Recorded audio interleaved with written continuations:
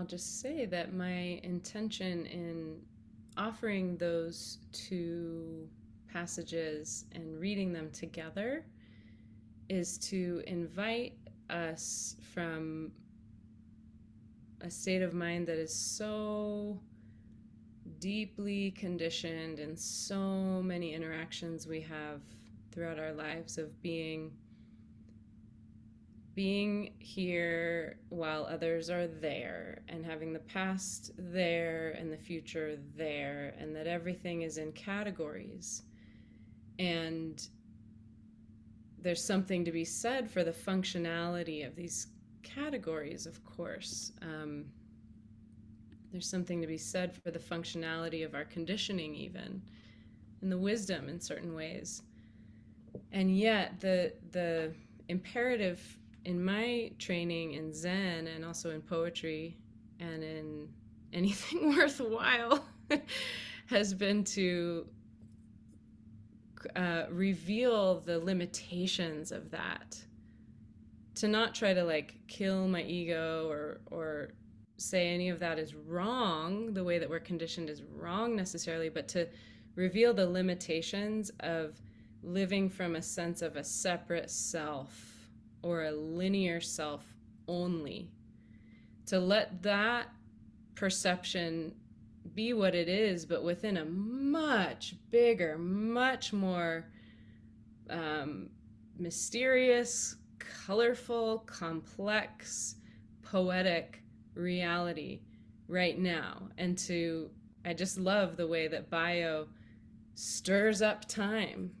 It's not Bayo, it's his whole worldview is influenced from so many different perspectives, but he stirs it up into this more dynamic, fluid experience of time, which strangely, him coming from Nigeria and the Yoruba tradition and Western philosophy, it rings so much like the writing of super famous Zen master Dogen from 13th century Japan. When he writes about time, it sounds just like Bayo Akomolafe. It's a total trip. And then Michael Stone kind of taking this experience that maybe we can all relate to of being a self that's hungry in various ways and trying to fill, which of course we need to feed ourselves and nourish ourselves, of course. It's not like we need to never consume anything. We need to, but the incessant hungry ghost insatiable quality of craving and consumption, especially in capitalist societies, the way he's cutting through that in just that first sentence, that when we stop filling that, it can become a kind of fountain. And that's my experience of creativity. It's like putting a pause on trying to just fucking get everything I've ever wanted, pausing that and saying what's already here and what could actually flow out of me that could fill me up and nourish me in the process of coming out of me and offering it to the world like a fountain. What's possible in that way that can like nourish me and regenerate me more than anything I could ever stuff into myself? I love that he says it becomes a kind of fountain. I think that's such curious language and so brilliant. And again, not that we shouldn't feed ourselves in the appropriate and delicious ways that we should, but also that we can flow more and experience ourselves as interconnected with all of each other and the whole world.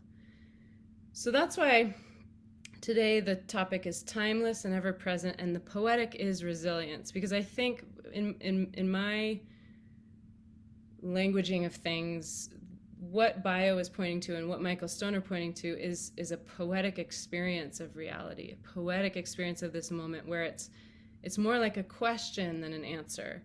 And it's we know some things about it, but there's a lot that we don't know, and that feeling of not knowing is really exciting and enlivening and creates an opening and a generosity and a reciprocity.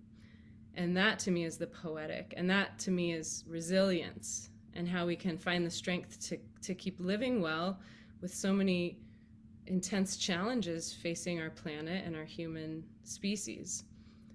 So that's why I said that kind of audacious thing in the title. The poetic is resilience. But I want to see what you all think. So I want to invite you into some writing for the next little bit. And Kaylee's going to put the prompt in the chat. It's very simple. It's just, from your perspective, what do poetry, the poetic, and creative practice have to do with resilience? And you can really take that anywhere you want. What do poetry, the poetic, and creative practice have to do with resilience?